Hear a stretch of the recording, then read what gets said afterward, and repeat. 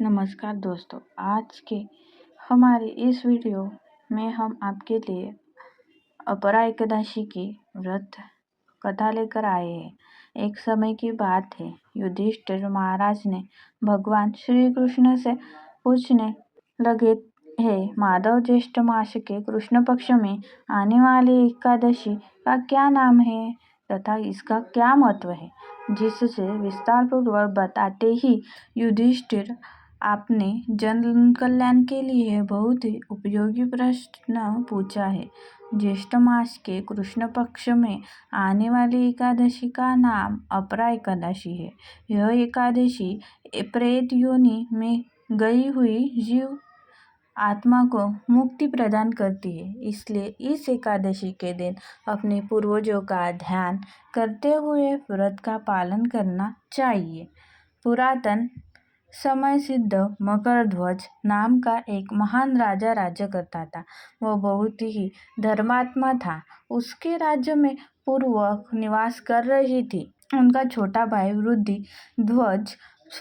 अत्यंत क्रूर और अनथय राजा मलय ध्वज की लोकप्रियता से वह बहुत चिढ़ता था और द्वेष के कारण एक दिन उसने एक ऐसा कुकर्म किया कि जिसकी कल्पना भी असंभव है। रात्रि के समय वह महल में गया और उसने अपने भाई महेश भट्ट की हत्या कर दी और उसके शव को बेरहमी से नगर में बाहर एक पीपल के पेड़ के नीचे गाड़ दिया।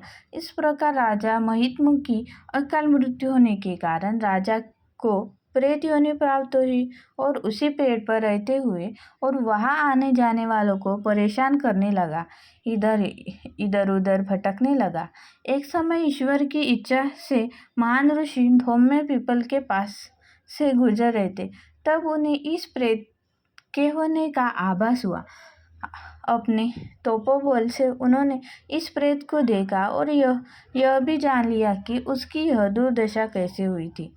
उदार मन वाले ऋषि ने प्रिंस की योनि में रहने वाले राजा को पेड़ के नीचे उतारा और उन्हें परलोक विद्या का दान दिया। करुणा से वशीभूत होकर ऋषि ने राजा को प्रेत योनि से मुक्ति प्रदान करते हेतु अपरा एकादशी का अनुष्ठान किया और उन्होंने एकादशी का पुण्य फल राजा को अर्पित कर दिया। इस पुण्य फल के प्राप्त होते ही राजा मलयध्वज की प्रेत योनि से मुक्ति हो गई और वह ऋषि को धन्यवाद देते हुए दिव्य विमान से विराजमान होकर वैकुंठ की ओर चले गए। कथा को समाप्त करते हुए भगवान श्री अपने कहते हैं कि युधिष्ठिर, जो भी व्यक्ति अपरा एकादशी का श्रद्धा और निष्ठापूर्वक पालन करता है वह 80 में पुण्य संचित करता है। यह एकादशी ब्रह्म हत्या,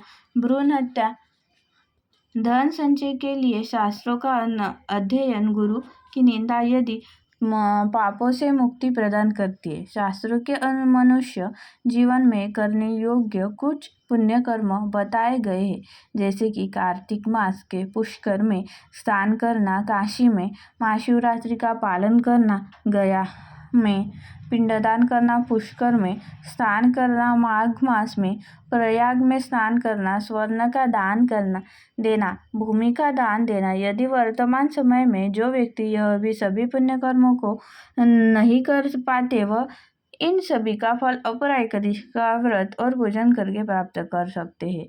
यदि को अपरा एकादशी के व्रत का पालन पूरी निष्ठा पूर्वक करना चाहिए।